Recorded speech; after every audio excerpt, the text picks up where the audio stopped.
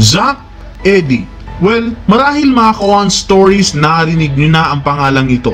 Isa nga siya sa mga best players sa NCAA ngayong taon matapos itong magpakitang gila sa kanyang stint sa Purdue University na halos mag-average ng 25 points per game, 12 rebounds, double-double at 2.2 blocks a game. Ito na rin naman ang resulta ng kanyang tangkad na 7'4" na talaga namang versatile sa kanyang posisyon at kayang maging dominante sa ilalim. Isa nga siya ngayon sa top prospect na taon sa NBA draft. Meron nga itong post-up moves at kayang i-out-rebounded ang kalaban. Kaya naman, hindi katakataka bakit isa ito sa inimbitahan ng Lakers at ang Warriors para makipag-workout sa kanila. Ayon nga sa updated at latest mock draft ng ESPN, nagre-range nga po ang draft stock nito between 9 to 19 pick at hindi malabong isa itong mga Kawan Story sa posibleng tumapat kay Victor Wembanyama dahil sa kanyang tangkad. Tara na't kilalanin natin ngayon ang star player ng Purdue University at ang balitang pag-aagawan nito ng Warriors at ang Lakers ngayong NBA draft.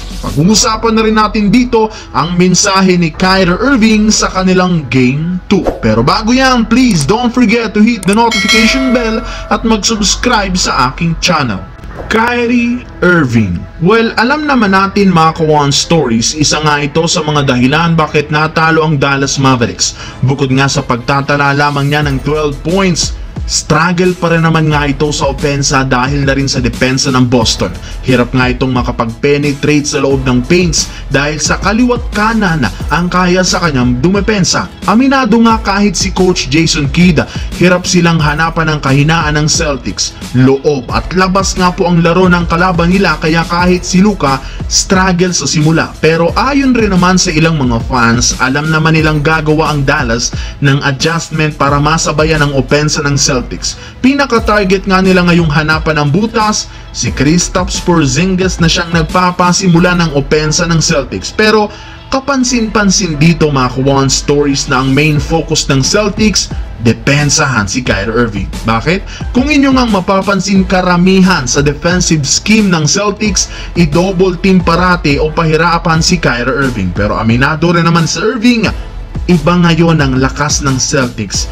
Napakarami nga pong shooter na maaasahan na sinabayan pa ng pagiging mainit ni Jaylen Brown. Pero nagsisimula pa lamang nga daw ang serye at pinapangako niyang hahanapin niya ang rhythm para matulungan si Doncic na makaagaw ng panalo sa home court ng Boston Celtics. Samantala, kilalanin na rin naman natin ngayon si Zach Edey. Isang 7'4" center, ito mga Kawan Story sa mga matunog na sentro ngayon sa draft na pinag-aagawan. Bakit? Lingid nga sa kaalaman ng lahat, isa nga itong 3-star recruit. Last year nga ito, kung inyong maaalala, sumali na nga sana siya sa NBA draft kasabay ni na Victor Wembanyama at Scoot Henderson. Ngunit bigla nga po itong nag-back out at bumalik sa Purdue University, which is napakagandang desisyon sa kanya. Tumaas nga ngayon ang kanyang draft stock kumpara last year. May mga analyst pa nga nagsasabi na eto nga daw ang bagay na bumantay kay Victor Wembanyama. Kung pagkukumparahin natin, iba pa rin ang galaw ni Wembanyama,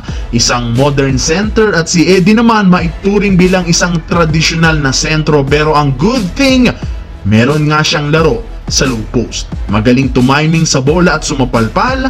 Nag-average ito sa college ng 2.2 blocks per game na may kasamang 12 rebounds.